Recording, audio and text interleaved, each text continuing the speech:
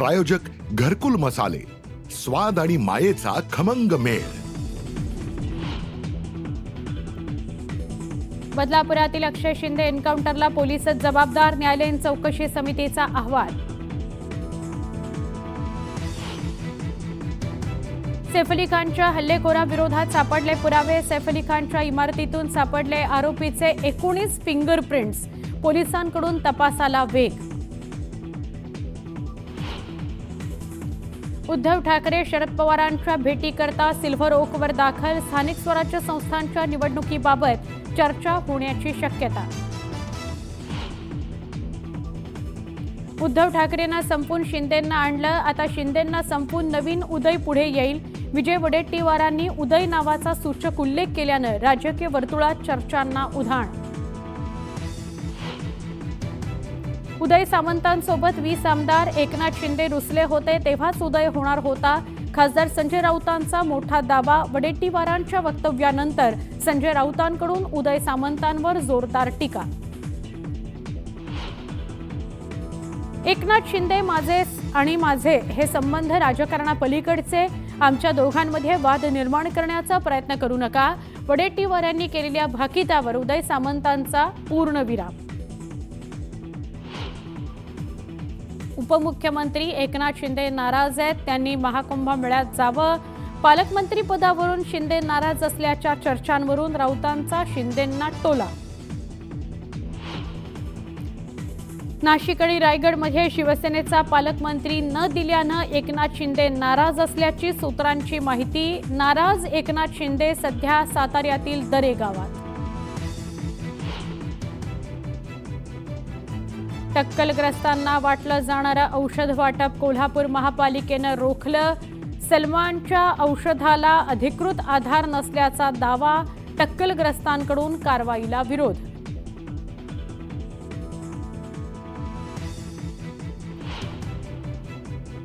Superfast 100 बुलेटिनला सुरुवात करूया। उद्धव ठाकरेंना संपून शिंदेंना आणलं आणि आता शिंदेंना संपून नवीन उदय पुढे येईल असं सूचक विधान केलं काँग्रेसचे नेते विजय वडेट्टीवार यांनी। त्यामुळे वडेट्टीवारांनी उल्लेख केलेला उदय नेमका कोण याबाबत आता राजकीय वर्तुळात चर्चांना उधाण आलंय। विजय वडेट्टीवारांच्या वक्तव्याला संजय राऊतांनी दुजोरा दिलाय। उदय सामंतांसोबत 20 आमदार आहेत, शिंदे रुसले तेव्हाच उदय होणार होता असं राऊत म्हणाले। एकनाथ शिंदे लपून छपून नाराजी व्यक्त करत नाहीत, ते मुख्यमंत्री असतानाही दरेगावी जात होते। राहता राहिला उदय सामंतांचा प्रश्न, तर त्यांच्याकडे 20 नाही 60 आमदार आहेत, मी त्यांच्या सोबत आणि ते माझ्या सोबत आहेत असा टोलाही संजय शिरसाटांनी विरोधकांना लगावला। एकनाथ शिंदे आणि माझ्यात कुणीही वाद निर्माण करण्याचा प्रयत्न करू नका, शिंदे आणि माझे राजकारणापलीकडेचे संबंध आहेत असं म्हणत उदय सामंतांनी वडेट्टीवार आणि राऊतांना प्रत्युत्तर दिलं। राऊतांचं वक्तव्य बालिशपणाचं असल्याची टीका सामंतांनी केली। विजय वडेट्टीवारांचं विधान म्हणजे नव्या समीकरणांची नांदी असू शकते असं सुषमा अंधारेंनी म्हटलंय। भाजपमधून सामंतांना चांगली ऑफर आली तर ते शिंदे गटाचा राजीनामा देऊन भाजपमध्ये प्रवेश करतील असा दावा अंधारेंनी केला। पालकमंत्री पदावरून एकनाथ शिंदे नाराज असल्याच्या चर्चा सुरू आहेत। उपमुख्यमंत्री एकनाथ शिंदे सध्या साताऱ्याच्या दरेगावात गेल्यानं नाराजीच्या चर्चांना उधाण आलंय। उपमुख्यमंत्री एकनाथ शिंदे दरेगावी मुक्कामी आहेत। यावेळी एकनाथ शिंदेंना भेटण्याकरता राज्याचे पर्यटन मंत्री शंभूराज देसाई दरेगावी जाणार आहेत। एकनाथ शिंदे अस्वस्थ आहेत, ठाण्याच्या उपमुख्यमंत्र्यांना राग आला की गावात जाऊन बसतात असा टोला खासदार संजय राऊतांनी लगावला। तुमच्या अस्वस्थतेचा त्रास राज्याला देऊ नका, तुम्ही महाकुंभ मेळाव्यात जाऊन बसा असा खोचक टोला राऊतांनी लगावला। संजय राऊतांच्या वक्तव्याचा संजय शिरसाट यांनी चांगलाच समाचार घेतला। ठाकरे गटाच्या नेत्यांना नागा साधूंकडे न्या आणि पवित्र करून आणा असा टोला त्यांनी संजय राऊतांना लगावला। वारंवार रुसणं फुगणं म्हणजे एकनाथ शिंदे यांचं दबाव तंत्रचं राजकारण आहे. त्यांचं असं वागणं भाजपला पसंत पडत नाही. त्यामुळे भाजप नवीन समीकरण देखील तयार करू शकतं, असं सुषमा अंधारे म्हणाल्या. पालकमंत्री पदाबाबत महायुतीत आपापसात धुसफूस सुरू आहे. पालकमंत्री पदावरून वाद हा बहुमताचा अनादर आहे, अशी टीका संजय राऊतांनी केली आहे. महायुतीत आता खून आणि हाणामाऱ्या होणं बाकी आहे, असा हल्लाबोल संजय राऊतांनी केला. पालकमंत्री पदाच्या स्थगितीवरून आदित्य ठाकरेंनी सरकारवर निशाणा साधला. मंत्री आपला स्वार्थ साधण्यात व्यस्त आहेत. मुख्यमंत्री मंत्र्यांची भांडणं, मानापमान या गोष्टींमध्ये गुंतलेले आहेत आणि त्यामुळे महाराष्ट्रातील जनतेचं हित मात्र दुर्लक्षित होत आहे, असा हल्लाबोल आदित्य ठाकरेंनी केला. अजित पवारांना बीडचं पालकमंत्रीपद दिल्यानं पंकजा मुंडेंची संधी हुकली. याबाबत पंकजा मुंडेंनी प्रतिक्रिया दिली आहे की मी बीडची लेक आणि बीडचं पालकत्व मिळालं असतं तर आनंद झाला असता. पंकजा मुंडेंनी हे वक्तव्य केलं. आता दुःख करून काही मिळणार नाही असं म्हणत विजय वडेट्टीवारांनी पंकजा मुंडेंवर निशाणा साधला. एक ओबीसीचं मत घेऊन सत्तेत आलात. ओबीसीच्या नेत्यांना मात्र पद्धतशीरपणे नेतृत्वहीन करायचा भाजपचा प्रयत्न आहे, असा आरोप वडेट्टीवारांनी केला. पालकमंत्रीपदावरून महायुतीतील वाद चव्हाट्यावर आलाय. नाशिक आणि रायगडच्या पालकमंत्रीपदाला स्थगिती देण्यात आली आहे. महायुती सरकारच्या निर्णयामुळे मंत्री अदिती तटकरे आणि मंत्री गिरीश महाजन यांना मोठा धक्का बसला आहे. पालकमंत्रीपदी गिरीश महाजन यांची नियुक्ती करण्यात आल्यानंतर येवल्यात त्यांच्या समर्थकांनी अभिनंदनाचे बॅनर्स लावले होते. मात्र अवघ्या 24 तासातच निर्णयाला स्थगिती देण्यात आल्यानं गिरीश महाजनांच्या समर्थकांचा हिरमोड झालेला आहे. नाशिकच्या पालकमंत्री पदाच्या स्थगितीबाबत दादा भुसेंनी बोलायला नकार दिला. याविषयी काहीही बोलणार नाही. मी काम करणारा कार्यकर्ता आहे आणि कायम काम करत राहणार, असं वक्तव्य दादा भुसे यांनी केलं.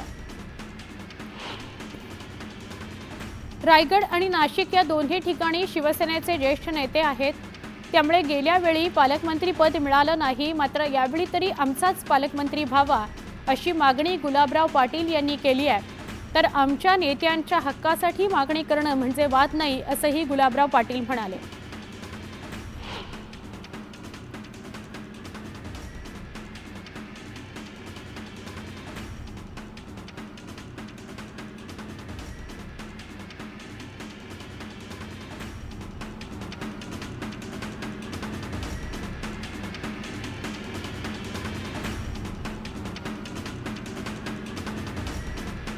उद्धव ठाकरेंनी सिल्व्हर ओकवर जाऊन शरद पवार यांची भेट घेतली. दोघांच्या भेटीत स्थानिक स्वराज्य संस्थांच्या निवडणुकीबाबत चर्चा झाली, अशी माहिती कळतीये.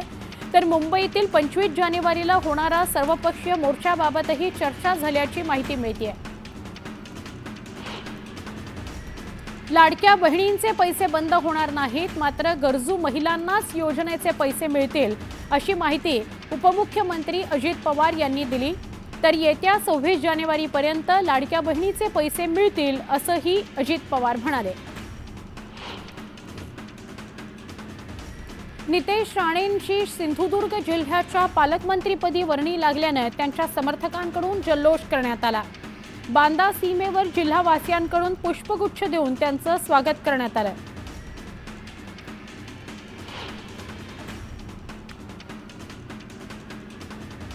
विधानसभा निवडणूक निकालाविरोधात काँग्रेस, शिवसेना आणि राष्ट्रवादी काँग्रेस शरदचंद्र पवार पक्ष यांच्या महाविकास आघाडीकडून तब्बल 100हून अधिक जणांनी मुंबई हायकोर्टात धाव घेतली आहे. या प्रकरणी 24 जानेवारीला सुनावणी होणार आहे. उद्धव ठाकरे संपल्याची भाषा काँग्रेसवाले करतात, मग काँग्रेसवाले कुठे आहेत, असा सवाल खासदार संजय राऊतांनी केला. उद्धव ठाकरे संपलेले नाहीत, असंही संजय राऊतांनी ठणकावलं. गोपीचंद पडळकरांनी थेट शरद पवारांवर टीकास्त्र डागलंय. तुतारी आपलं पारंपरिक वाद्य आहे, मात्र एका माणसामुळे तुतारी किती बदनाम होऊ शकते हे आपण बघितलं, अशी टीका त्यांनी शरद पवारांवर केली.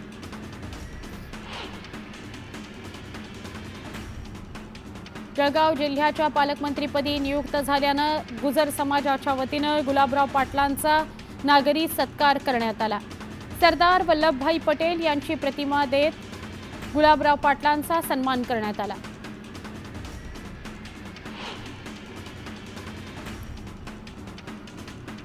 विधानसभा निवडणुकीत पराभवाचा धक्का दिल्यानंतर दादा भुसेंनी ठाकरे गटाच्या अद्वै हिरे यांना आणखी एक मोठा धक्का दिलाय। मालेगाव बाजार समितीत हिरे गटाचे तब्बल 10 संचालक भुसे गटात आलेत। सैफ अली खानवर हल्ला करणारा आरोपी हा बांगलादेशातील उत्तम कुस्तीपटू असल्याची माहिती पोलिसात समोर आली आहे।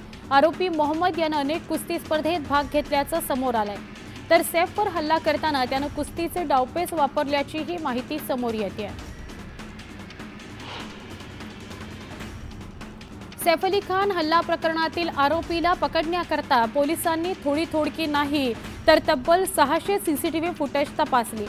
300हून अधिक पोलिसांनी 72 तासांच्या सर्च ऑपरेशन नंतर आरोपीच्या मुसक्या आवळल्या। सैफ अली खानच्या हल्लेखोराकडून सेलिब्रिटींच्या घराची रेकी करण्यात आली।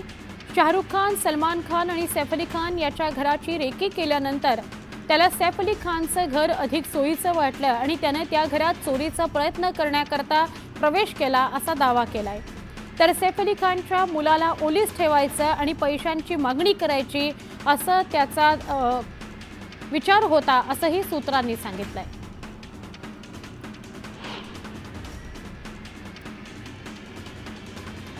पोलीस सैफ अली खानवरील हल्ल्याचा क्षण रिक्रिएट करण्याची शक्यता आहे। मिळालेल्या माहितीनुसार मुंबई पोलीस या प्रकरणातील मुख्य आरोपी मोहम्मद शरीफुल इस्लाम शहजाद याला पुन्हा एकदा सैफ अली खानच्या घरात घेऊन जाऊ शकतात। सैफ अली खानवरील हल्ला प्रकरणी मुंबई पोलीस आज सैफ अली खानचा जबाब नोंदवणार असल्याची सूत्रांची माहिती आहे। चोरीच्या उद्देशानं ही घटना घडली असल्याचा संशय आहे। राहुल गांधींना सुप्रीम कोर्टाकडून मोठा दिलासा मिळालाय। झारखंडमध्ये राहुल गांधी विरोधातील मानहानीच्या खटल्याला सुप्रीम कोर्टाकडून स्थगिती देण्यात आली आहे। पुढील सुनावणीपर्यंत कारवाई करण्यास स्थगिती देण्यात आली आहे।